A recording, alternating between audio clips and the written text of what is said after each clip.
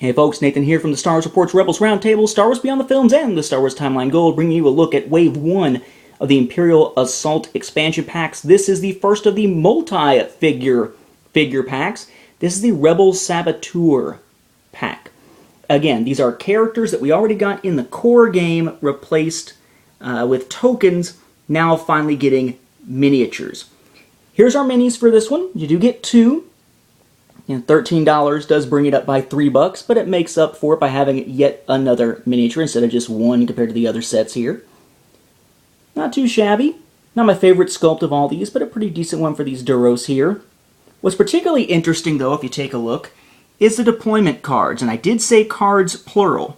The original core set came with this standard version of the Rebel Saboteur.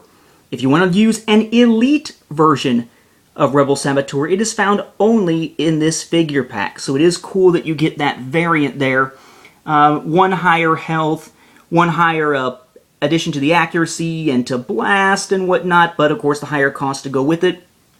I do think that's cool, something I did not expect them to do.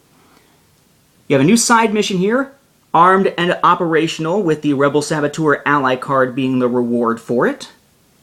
A couple new skirmish missions, hazardous materials, and Breakthrough, both taking place in the indoor wilderness. You have 6 of the command cards again, as we had with the other Rebels. 2 of Collect Intel, Hide in Plain Sight, Emergency Aid, Change of Plans, and Lock On. Now, instead of a reward card, however, in this case we've got ID tokens. ID token set number 7. We'll see 6 coming up here when we take a look at the other multi-miniature Rebel one. And then we've got stickers to go along with it. 12 stickers, 3 of each of the 4 colors represented, of course, by the tokens here. Now, of course, we have our rule sheet, information on the contents. Here's our map here for indoor wilderness. And then you flip it, and we have our map here for armed and operational as a side mission.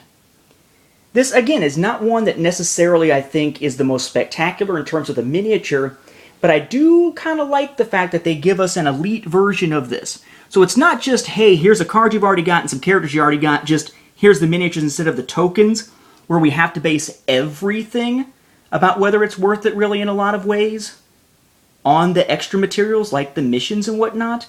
Now we also actually have a new deployment card to go with it. So in that sense, you might find this a little bit more valuable for your money as opposed to the Han or Chewie sets if you're playing as a Rebel. Though having a Han and Chewie miniature to replace the tokens is probably a cooler thing than doing it for Rebel Saboteur. Your mileage will vary, but I find this to be a pretty nice pack here for Wave 1. And it is still not the last for the Rebels.